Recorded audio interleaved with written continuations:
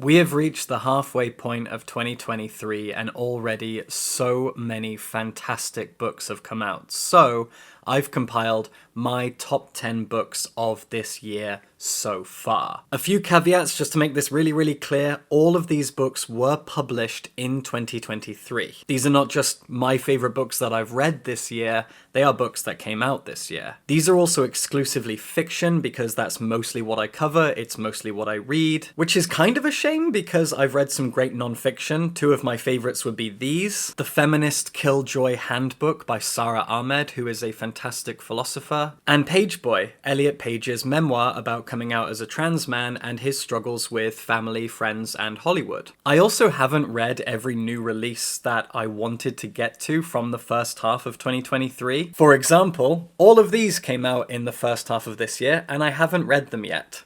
So they might have been on this list if I had gotten to them. I think the biggest sin when it comes to this is probably Burnham Wood. Like, this book is everywhere, people absolutely adore it, and I haven't read it yet. So I have to just go off the things that I've read that came out this year. These are my top 10 books that came out in the first half of 2023. As I said, they're all fiction, and one of them is a short story collection, the rest are all novels. And unlike most of the lists that I do, this one is in order from 10 to 1. At number 10, we have Two Sherpas by Sebastián Martínez Daniel. This is an Argentinian novel published by Charco Press and translated from Spanish into English by the legendary translator Jennifer Croft. Jennifer Croft is an amazing author in her own right and an incredible translator of Polish and Spanish into English. She has translated the works of Nobel Prize winner Olga Tokarczuk from Polish and a lot of great South American works from Spanish. Two Sherpas is a book that I reviewed and I've struggled to get out of my head. It's very literary, very experimental in its style. It's set in Nepal and it tells the story of two Sherpas who are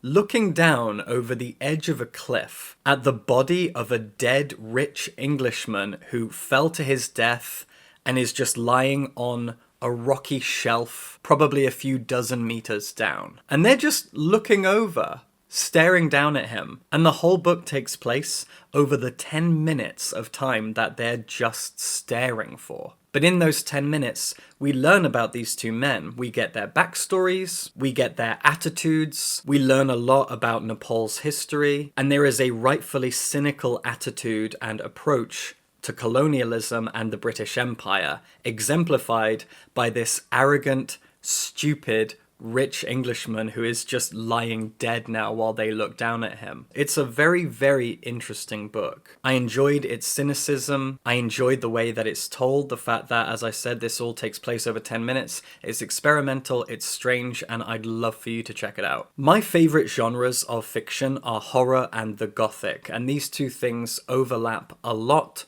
very often, and for good reason. It's pretty obvious. And the best book that blends those two genres together that has come out this year so far is from one of my favourite horror writers, Laura Purcell, and it's The Whispering Muse. Laura Purcell found a lot of instant fame with her novel The Silent Companions, and she only grew in adoration and fame from there. 5 books after that one came out were at The Whispering Muse, and I actually think this is her best book. This is a fantastic piece of gothic historical fiction set in a London theatre. It tells the story of a woman who has taken on this job as the kind of clothing manager and dresser for a young actress who is set to be the next big name in London theatre. But there is a kind of rumour going around about this actress that she signed a magical deal with a muse to grant her these incredible acting powers. The wife of the theatre's owner doesn't trust this actress and wants our protagonist to spy on her,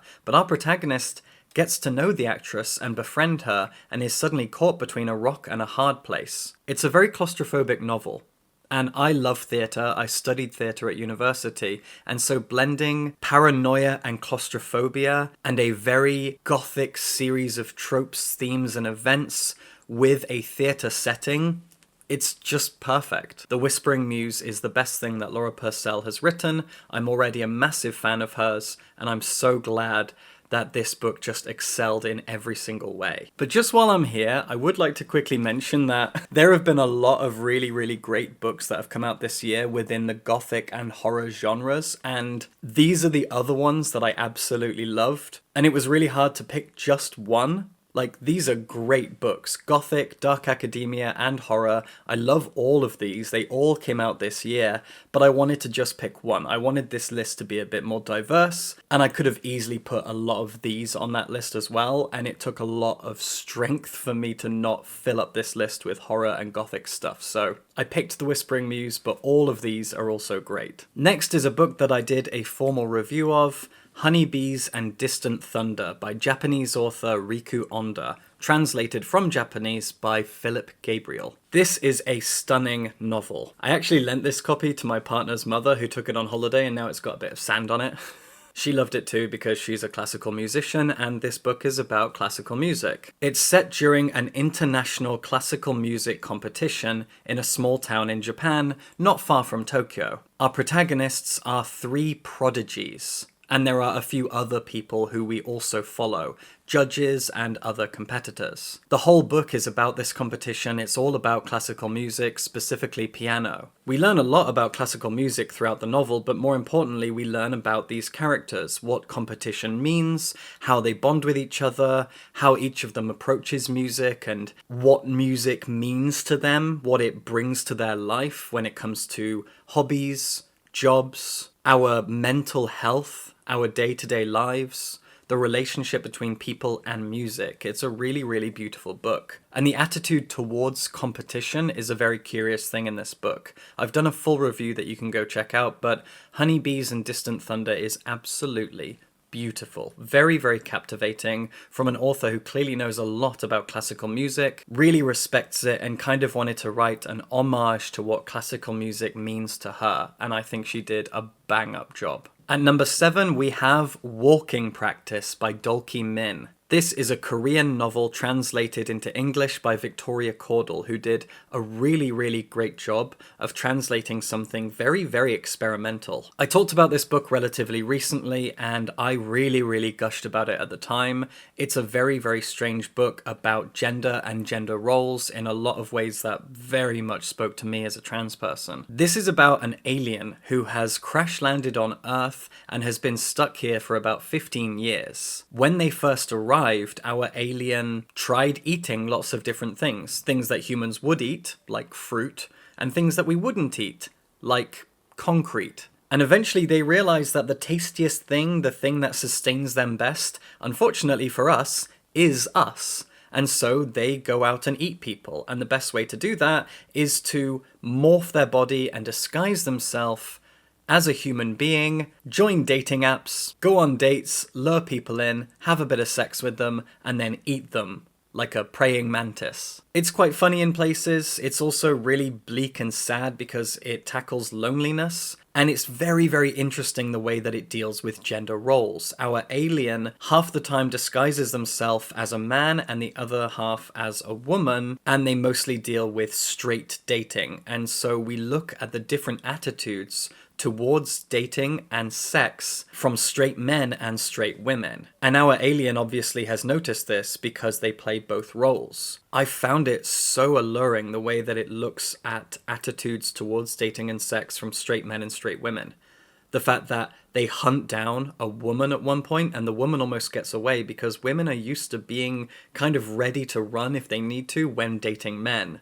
Whereas a man is a really easy kill because men are overly confident and they don't need to worry. They have no reason to be scared of the people that they go on dates with. It's very, very insightful, meaningful, while also being a fantastic exploration of gender and loneliness, isolation, and sex and dating. It's a lot of things, and it's an incredible experimental piece of Korean fiction that you need to check out. I love Greek mythology, I love a lot of mythology, and I love all of these retellings of classics that we've been getting over the last few years. There are so many of them.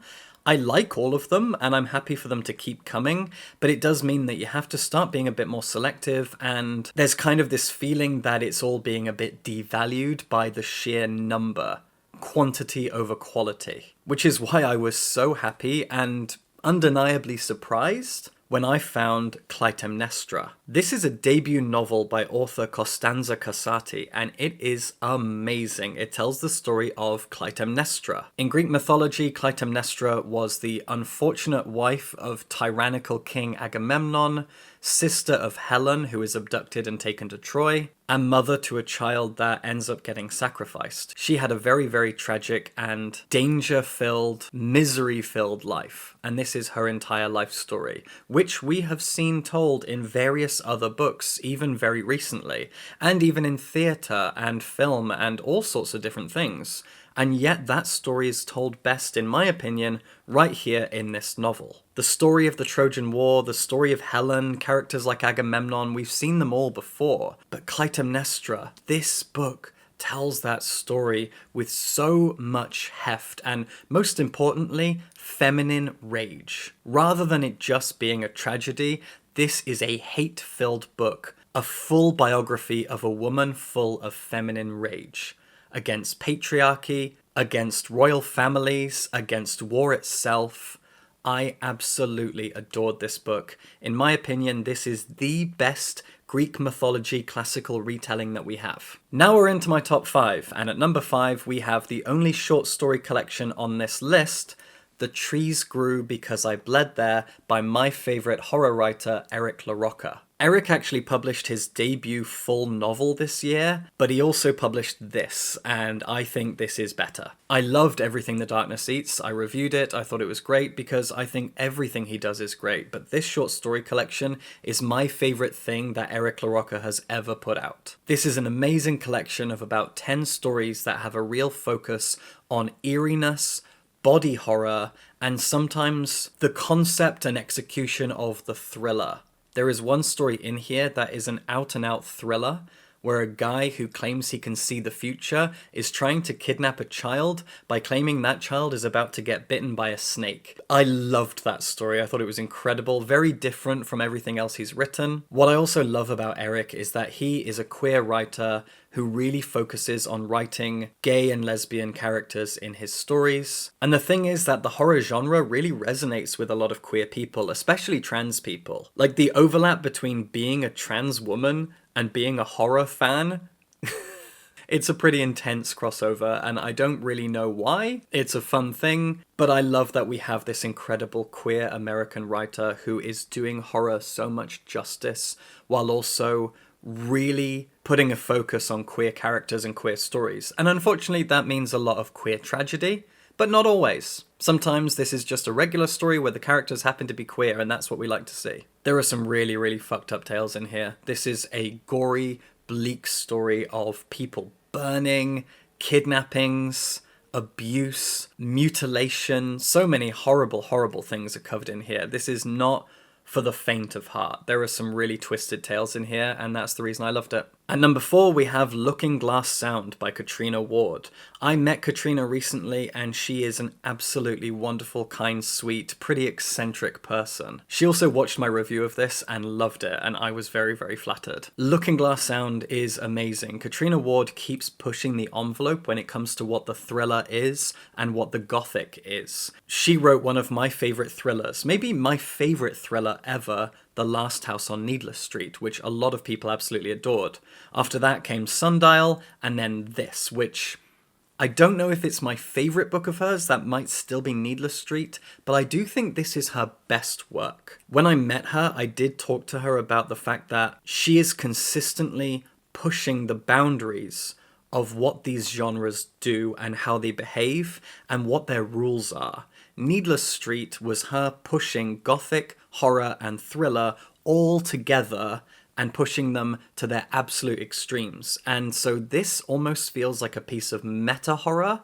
This is a thriller about thrillers. We have multiple settings, a main character who goes through a lot of changes in his life. You can go watch my full review, because when I filmed that, I had just put it down and I had so many thoughts, and it's one of the longest reviews I've put out. I could not stop talking about it.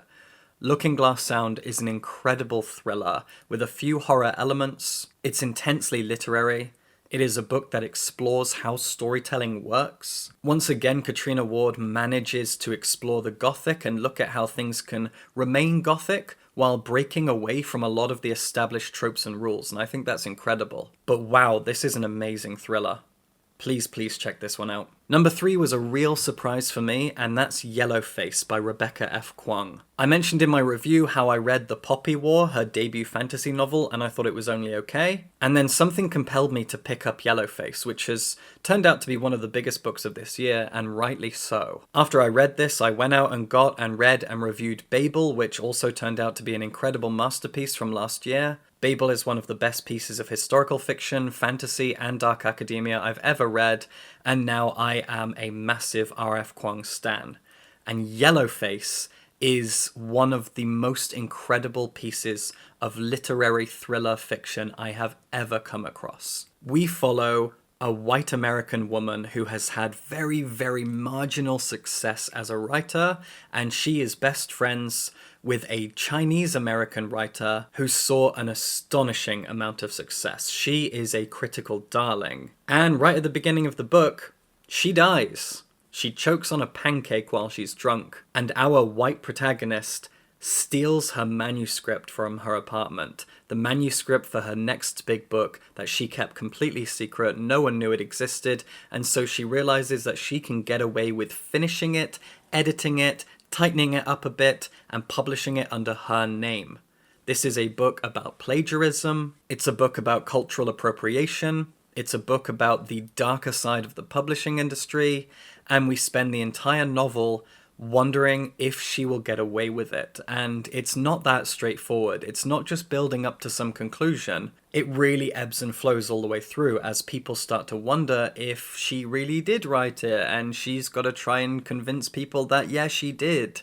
This is a book about social media, about cancel culture, and as I said, about the dark, bleak aspects of the publishing industry, all of the racism, all of the favoritism. It's amazing. One of the best thrillers you will ever read. Now we're into my top 2 books of this year so far, and I am going to go out on a limb and say that these 2 books will also appear on my best of the whole year list when it comes to that in December, and I think Yellowface will as well. These are special books, and I really, really need you to pay attention and check these out. At number 2 is Fingerbone by Hiroki Takahashi. This is a Japanese novel published by Honford Star and translated into English by the amazing translation talents of Takami Nieda. Fingerbone is a Japanese World War II novel set in the jungle of Papua New Guinea. We have a nameless Japanese soldier for a protagonist, and we spend about half of the book in a field hospital and the other half in the thick of the jungle. We meet locals, our protagonist makes friends, those friends die of either their wounds or of malaria, and our protagonist struggles on. The book is called Fingerbone because there is a Japanese tradition of taking the finger bone from someone who has died and then been cremated, and he wants to give the finger bone of a friend that he makes at war back to that friend's child. This is a book about loss. It is a war novel from the front line. There are